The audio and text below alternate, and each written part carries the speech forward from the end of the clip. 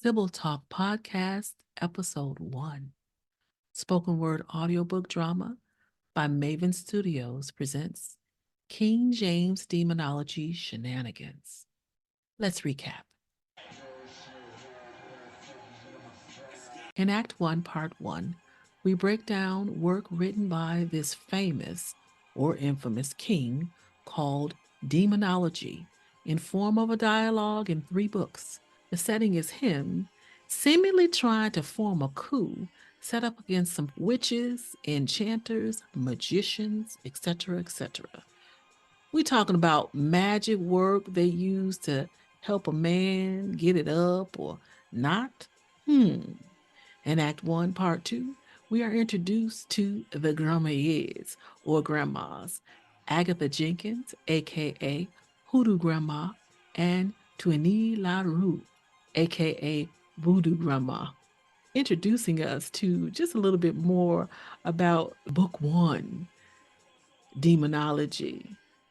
And basically, what we're getting into with the grandmères is they start talking about the aspect of the spooky pooky uproar all over the country, whether so-called witches are real or not, as they strike up a conversation about the spiritual work of Endorian Mami Wata Sibyl, Prophetess, who called up the prophet Samuel.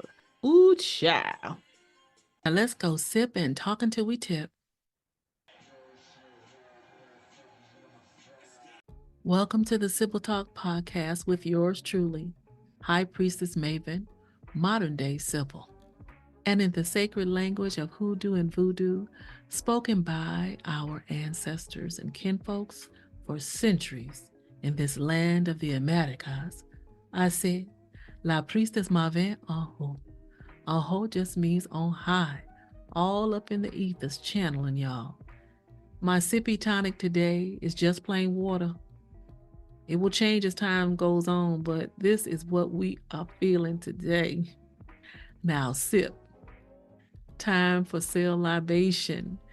This podcast episode is brought to you by the Sacred Heritage International Preservation Society, or SHIPS, and in humble honor of La Grande Cosmic Mama and Papa, ancestors and kinfolks, the little bitty babies and the big ones too, of the Sibyl line and the bloodline on the front line and blood circles of past, present, and future.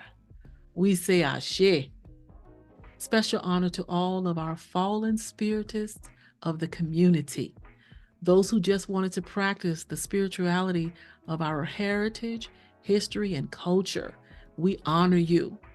So-called runaways, castaways, maroons. And we're going to bring in our folks that this society tried to completely obliterate, y'all, from the history books. The free people of color of many nations. We say Ashe and Aho. I want to send a special shout out to every single person of the community, this sacred spiritual community, modern day kinfolks, and come on, y'all, the skin folks too. Come on, why not? Who basically have been keeping our sacred spirituality going in the face of all opposition, erecting the ancestor altars. These altars have been on point. These altars have been acting as portals, and they have brought in so much assistance from the spirit realm right now. I'm telling you the truth. We honor and we say Ashe and merci beaucoup. We needed to offer this special dedication in our episode 1 of the Sibyl Talk Podcast today. What we know as December 25th, 2023 on the Gregorian calendar system, I'm going to say also known as a holy day, a sacred day of spiritual union, divine feminine and divine masculine, where the two shall become one and make one. This is ancient, folks. This goes way, way, way back, thousands of years. And believe it or not, this dedication on this day of a baby, a little bitty baby in a manger, which really meant a major constellation. And that's for another day. I'm going to be dropping these gems. Take a sip. Let me get my sip. This is all about thousands of years of honoring the sacred divine masculine and divine feminine. Now, it had to be changed by some folks who, that's just what they do. So we're just going to keep moving forward because we can't get caught up in any type of regret right now. I'm not saying that we forget, but don't get caught up in regrets. I hope y'all are well because it's a great time to be alive and well right now. It was all about a man and a woman who had a little baby. Man and a woman had a little baby. Yes, they did. There were 3 in the family. That's a magic number. Okay, y'all, that's dating me, I know. In the spiritual community, we know this time of year to be about celebrating sacred union, the magic of creation or procreation.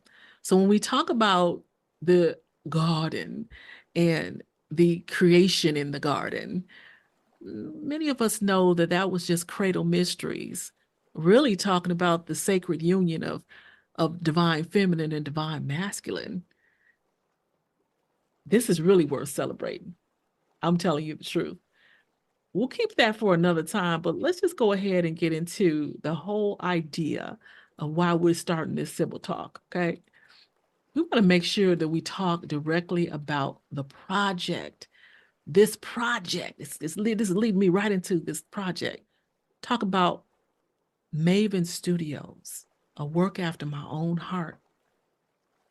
As one who comes from the Sibyl line, I am so stoked that the ancestors have me channeling y'all this work. Take a sip.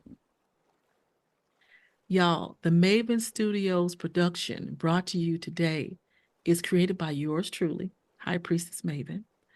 The spirits of the Sibyls wanted me to put the book written by that little leprechaun. Okay, let me stop. Take a sip. Start over. Written by the one known as King James, demonology in form of a dialogue, an argument in 3 books. The spirit of the Sibyls wanted me to put that work in plain language so that people would know what the full intentions were from the work. Not only did I put it in plain language, I put it in the language of the culture, because around here, we do work about the culture, for the culture, by the culture. And basically spark conversation about the real reason for the coup put in place against sacred divine spirituality of our ancestors and kinfolks in the bloodlines and blood circles, okay? It has always been and always will be about suppressing the most potent and dynamic form of spirit work in the cosmos. That is Lovecraft Magie. Lovecraft Magie, the union of divine masculine and divine feminine. And the talisman book was put in place as a version of sacred text that was created by Sibyls, these sacred priestesses, as well as the help of priests of our ancestors from thousands of years ago, right? This is a special time, okay? We are in an era where there's a spiritual renaissance going on, spiritual renaissance. Okay. What we have in this time is a real great reflection on what we are able to do right now because the cosmos has our backs. Spiritual policy has our backs. The ancestors, the kinfolks have our backs. All we have to do is remember who we are It's time out for the sit-ins and the lie-ins and the beg-ins. Just get quiet. Quiet.